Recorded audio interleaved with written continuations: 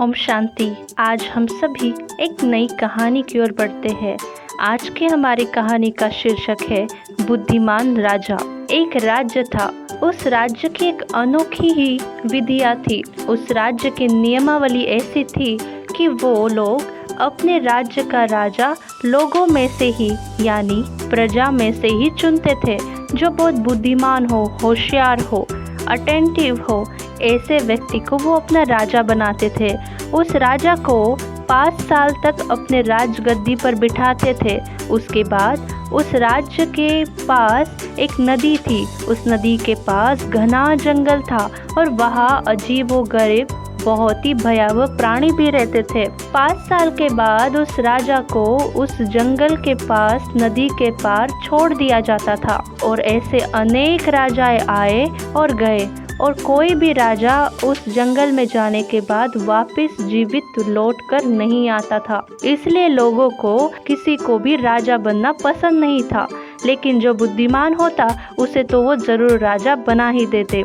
एक बार ऐसे ही राज्य का मंत्री अपने लिए राजा ढूंढ रहे थे। सभी लोग चर्चा कर रहे थे कि इस बार किसे राजा बनाया जाए। उस राज्य में एक छोटे गांव में तेजाराम नाम का एक युवक रहता था। वो बहुत बुद्धिमान था। सारे राज्य में पता था कि वो बुद्धिमानी व्यक्ति है और उसे ही राजा बनाना चाहिए। मंत्री और उसके साथी तेजाराम के घर पहुंच जाते हैं और उसे सारी बातें समझाते और उसे कहते कि सभी ने निर्णय ले लिया है कि तुम्हें ही अब राजा बनना है 5 सालों के लिए। ये बात सुनकर उसकी पत्नी बहुत ही चिंतित हो जाती, क्योंकि उसे पता होता कि 5 सालों के बाद कोई भी राजा वापस नहीं आता, ना कोई जीवित बचता है। इसलिए वो मना करती, लेकिन तेजाराम बहुत बुद्धिमान था। वो कहता कोई बात नहीं, 5 साल तो मैं राजा रहूँगा ना।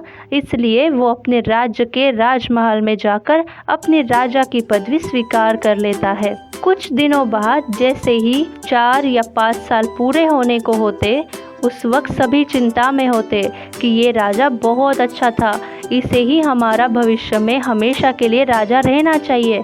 लेकिन जो नियम और कानून है उसके हिसाब से अभी 5 साल बाद इसे वापस जंगल में जाना ही होगा। जब भी उसके 5 साल पूरे होते और वो जंगल की ओर उसे ले जा रहे होते, उस वक्त लोगों को बहुत बड़ा आश्चर्य का धक्का लगता, क्योंकि जिस जंगल में बहुत भयावह प्राणी रहते और पशु पंछी रहते थे, वहाँ अब जंगल बचा ही नहीं था।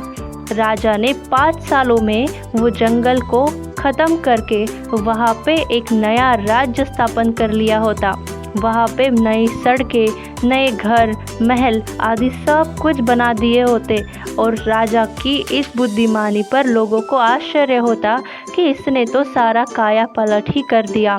इसलिए जो तेजाराम था वो अपना राजगद्दी छोड़ के फिर से दूसरे महल में जाके, जो कि जंगल में बनाया गया था, वहाँ रहने लगता और ना ही उसकी मृत्यु होती और ना ही वो वापस लौटने का भय। तो दोस्तों, आज की मुरली से बाबा ने हम बच्चों को यही सिखाया कि भगवान जब इस सृष्टि पर आता है तो हमारे जैसे बुद्धुओं को बुद्धिमान बना देता, ज्ञान देता, समझ देता, बुद्धि देता। इसीलिए हमें हमारा तीसरा नेत्र यानी बुद्धि की समझ प्राप्त होती, हमारी बुद्धि को जगा देता यानी ज्योति जगा देता। तो आइए दोस्तों, बुद्धिमान बने, हमेशा दूरदृष्टि से कार्य करें। दूरदृष्टि ही सबसे मूल्यवान है।